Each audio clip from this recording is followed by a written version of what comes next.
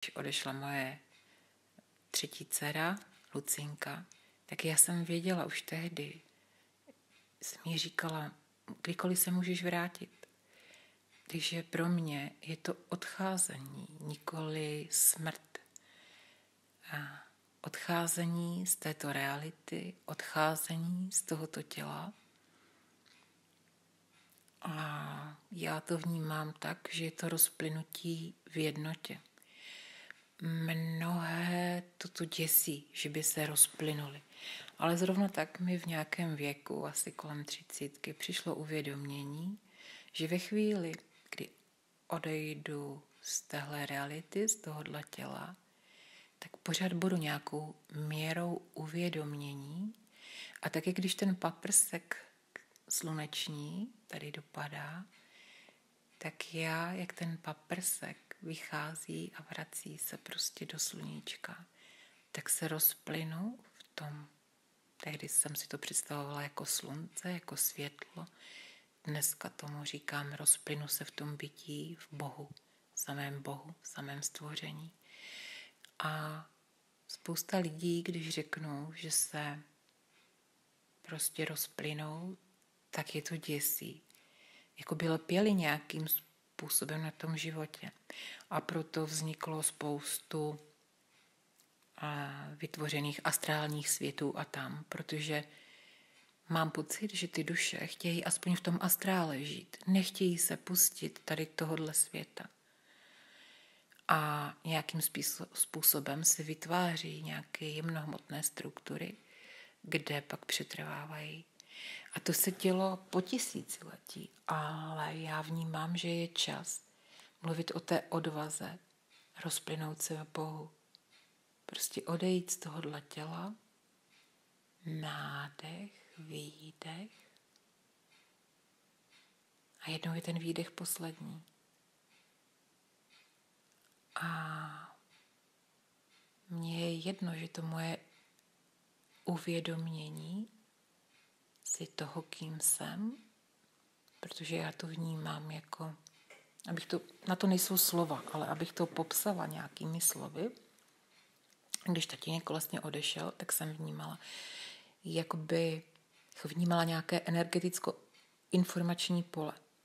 A zase tím svým dalším měrou toho uvědomění jsem si vlastně uvědomila, že to je ta samotná láska. Že to je něco, co nepotřebuje hodnotit, soudit, porovnávat, lpět, očekávat. A přesto to je. Přesto to je. Je to, i když to není. Možná dobře ještě říct, že tenhle zážitek je to, i když to není, jsem vlastně zažila mé dceři, která teda je dneska dospělá a zdravá a má krásnou holčičku, tak bylo období v životě, kdy jí prostě několikrát hrozila opravdu smrt a odchod z tohoto těla. A já jsem tehdy chodila na nějaký terapie nebo vlastně konstelace a já jsem se tam propadla do takového zážitku, jako vlastně vedená, co bylo před a co bylo úplně předtím, než jsem vlastně vstoupila do tohoto těla a uvědomila jsem si, že bylo všechno a nic, že vlastně jsem najednou byla v nějakém prostoru uvědomění, v nekonečném prostoru. Je to zvláštní, ale ten zážitek opravdu takový je. V nekonečném prostoru, který neměl žádnou barvu, nebylo to ani světlo, bylo to prostě nic.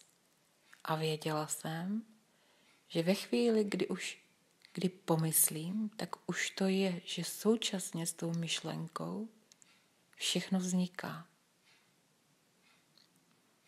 A tohle jsem jenom zažila a pak zase můj život plynul úplně tak, jak životy většiny. Ale vy víte, že jste se dostali někam vy to cítíte, že jste se vlastně dostali domů, tam, kam patříte. A od té doby všechny ty mé zkušenosti mě nějakým způsobem vedly a posilovaly k tomu uvědomění. Nádech, výdech.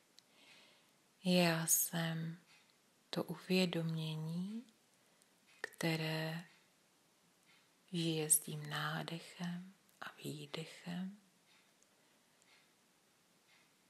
Jakoby někdo skrze mé tělo dýchal. A byla jsem to já a současně jsem to nebyla já. A tu vnímám jako tu jednotu s Bohem. Já jsem ucítila Boha v sobě, život v sobě. To je ta síla, která nás stvořila, která nás oživuje. A v určité chvíli já jsem se s tím, nedá říct spojila, protože spojená s tím jsem odjakživa. Jen jsem si to neuvědomovala vědomě, jen jsem to neuměla uchopit myslí. A v této chvíli jsem schopná to nějakým způsobem uchopit myslí a proto vám o tom povídám, aby i vaše mysl nějakým způsobem mohla uchopit všechno a nic. Jsem i nejsem současně. Jsem i nejsem současně. Trvalo mi to x let, než jsem k tomu došla. Dává vám to velkou svobodu, klid a mír, nelpění na tom, co je tady. Proto mé veškeré učení, a to jsem pochopila až později, šlo přes to odcházení mých blízkých, protože kdyby přišlo na mé odcházení, tak velmi pravděpodobně prostě odejdu. Asi tělo, asi v tom rodu, prostě by bojovalo o svůj život. Protože my nejsme tělo, ale máme tělo. A to tělo má vlastní inteligenci a vnímám, že ono samo o sobě nechce zaniknout, takže podporuje ten život každým coulem. Takže to by se určitě odehrálo, ale na úrovni vědomí bych neměla. Zřejmě, to říkám teď ze svého pohledu, a problém s tím, že bych prostě z toho těla odešla. A mám i ten zážitek, kdy prostě situace v mém životě se vyhrotila natolik, že jsem si řekla, tak tohle já prostě nemám zapotřebí a odcházím. A opravdu jsem z toho těla vyskočila, jo? Mé tělo prostě omdlela jsem, padla jsem k zemi, už vůbec nevím, že jsem prostě padala a že to tělo prostě buchlo hlavou do země, bla, pak mě odvezla záchranka, něco se dělo.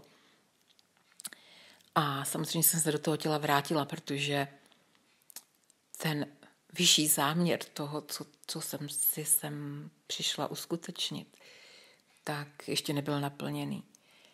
A takže jsem se do toho těla, ta síla toho vědomí, tak si to nějak vysvětluju, mě tam stejně zase vrátila.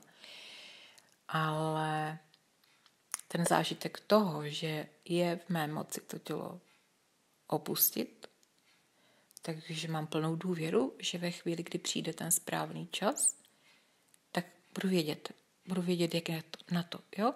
Nádech, výdech. A třeba to půjde na víckrát. Nádech, výdech, vědomý nádech a výdech. A prostě odejdu. A vlastně ta představa toho, že budu a nebudu současně, je mi příjemná. Protože já vím, že nějak budu a přitom nebudu. Já vím, že je to pro mozek absolutně nepředstavitelný a je mi jasný, že 99,9% lidí si řekne, že jsem šílenec, blázen. Ale já vám chci podat zprávu, že takhle to ze své úrovně vědomí vnímám. Mějte krásné dny a klidně na mě můžete mít dotazy. Mějte se hezky.